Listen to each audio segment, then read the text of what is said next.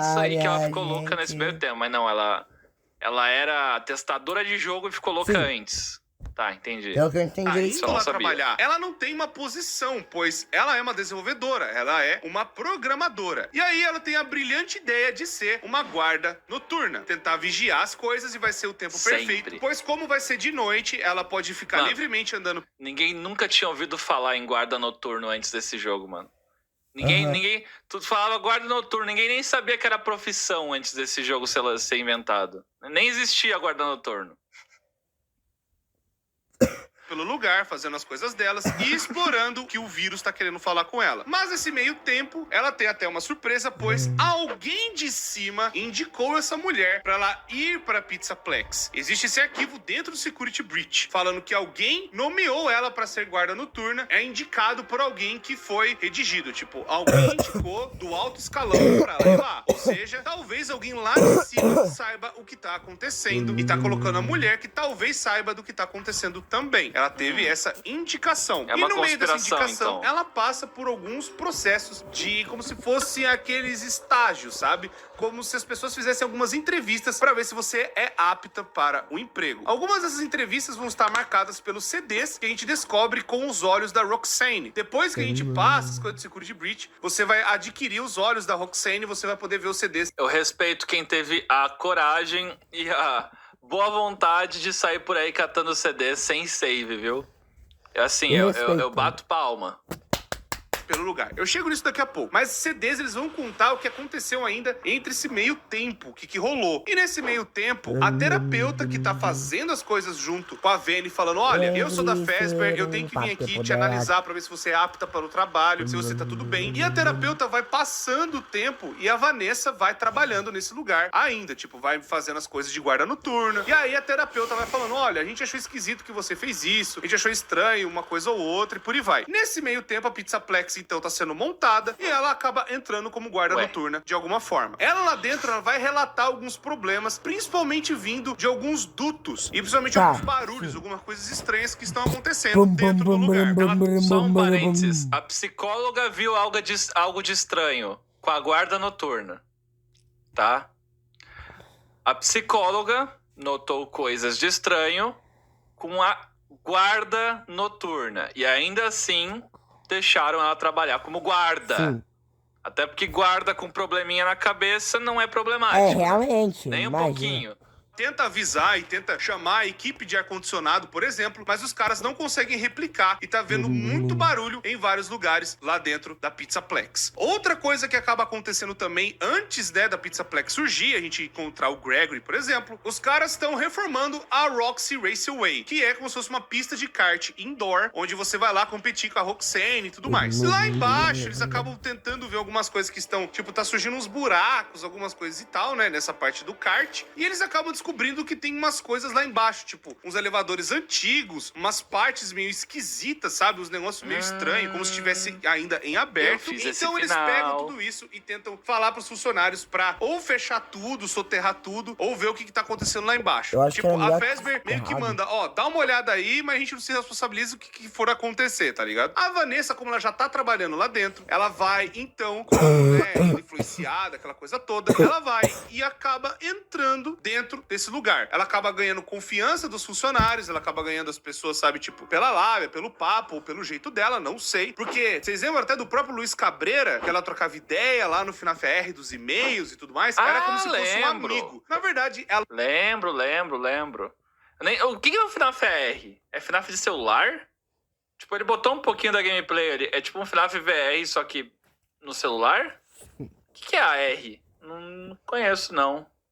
Nunca tinha ouvido falar É o que eu desse. entendi, era. Graças a Deus. Ela usava o cara como desculpa pra poder conversar com o coisa ruim, né? Com Ai. o traído ruim. E aí, tanto que até a terapeuta Cadê? fala, não, eu tô vendo que você tá falando com alguma coisa durante a sua entrada no computador, que você usa e tal. A gente não sabe dizer o que é. Mas ela fala, às vezes eu converso com o Luiz, que não sei o que, não tem nada a ver, ele é só um amigo e tudo mais. Ela fala, não, você tá falando com outra coisa. Você não tá falando com o Luiz Cabreira, você tá falando com outra parada. Porque como ela é guarda noturna, ela tem acesso aos computadores computadores do lugar. E nisso dela ter acesso aos computadores, a própria terapeuta fala pra ela que você tem conhecimento de hacker. Ela sabe mexer em programação e sistema. E com isso ela usa as habilidades dela para colocar o Glitch Trap nesse sistema. Esse sistema é como se fosse uma rede integrada dentro da Pizzaplex que faz tudo. Calma. Esse sistema. Nem o Corey consegue achar um footage pra colocar no vídeo sem uma coisa bugada no meio.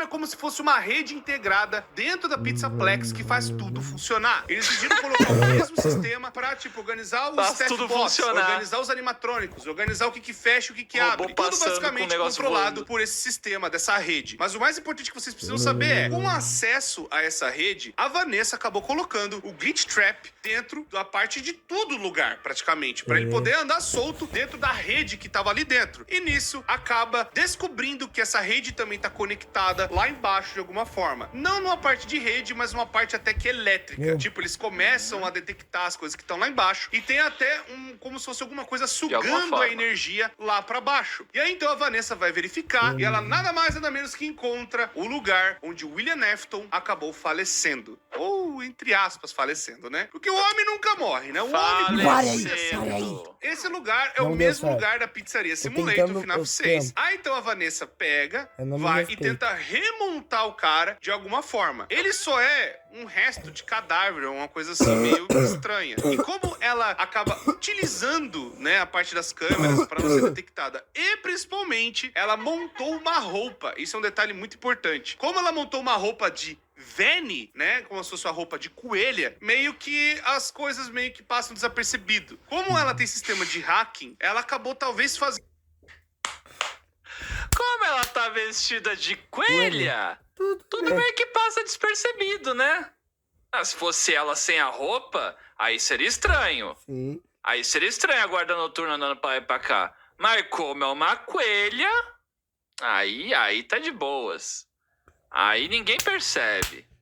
Fazendo um sistema dentro dessa roupa dela que ela fica indetectável ou acaba bugando as coisas conforme elas vão olhando, né? Sabe? Tipo, a câmera meio que não detecta ela direito. Tanto que a própria terapeuta fala: olha, tô vendo aqui um negócio de coelho que não dá pra ver direito. E tô ouvindo você falar. É meio esquisito o que tá acontecendo. Eu não sei direito, mas dá pra ver que tem uma roupa de coelha. Muito provavelmente a Vanessa andando como Vanny. Como ela é a guarda noturna, quem teria que verificar é ela mesma. Então, Beleza. tipo, ó, não aconteceu nada, é só um bug na câmera. Ela vai lá então como Vanny. Por quê? Isso também fica tranquilo pra ela poder ir lá embaixo, pois não tá só o homem por trás do ruim lá embaixo. Tem também uma outra criatura chamada Blob. Blob esse é a aí é junção forte, do Molten Fred, por trás da do- Tika, do Bonnie, da Mango, de tudo que é animatrônico que já passou. Mano, eu não sei mais o que comentar sobre isso. Isso. Tipo, não é possível. Não é possível que só eu ache estranho. Só você. Não, beleza. Junta esses animatrônicos aqui e vira isso. Aí esses animatrônicos se separa e vira 2 isso. Aí um desses 2 isso junta com mais isso e vira isso. Aí depois todos eles se juntam de novo e vira isso. Tipo, tá em tantos níveis de camada já que eu não consigo mais acompanhar. Quer ver que no próximo FNAF isso vai se dividir em mais animatrônicos? Ou vai juntar mais coisa ainda?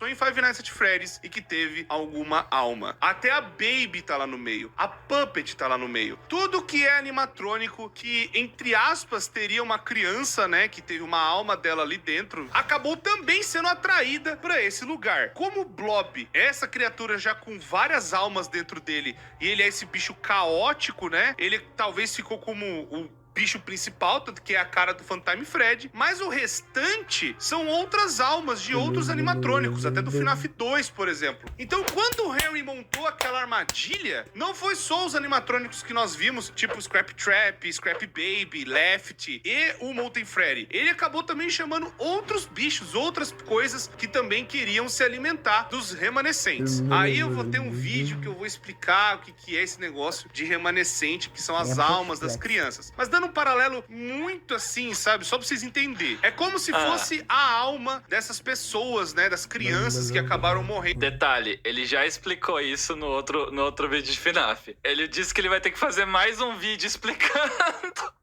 mais meia hora explicando as energias de FNAF. Ao longo dos anos. Pro remanescente continuar existindo, ele tenta se devorar de outros remanescentes ou da agonia que esses remanescentes geram. A agonia é basicamente um outro tipo de líquido, um combustível, assim, entre aspas, que quando uma alma é torturada, ele acaba sangrando e vai sangrando até morrer. É por isso que tem alguns animatrônicos que estão com os olhos vermelhos, que seria a cor dessa agonia, e outros que foram apagados, pois a alma desses bichos já foi completamente devorada. E aí a gente não sabe, tipo, se a pessoa já foi... Olha nos meus olhos, tá? Minha gente. Olha. Eu digo tchau, já volto.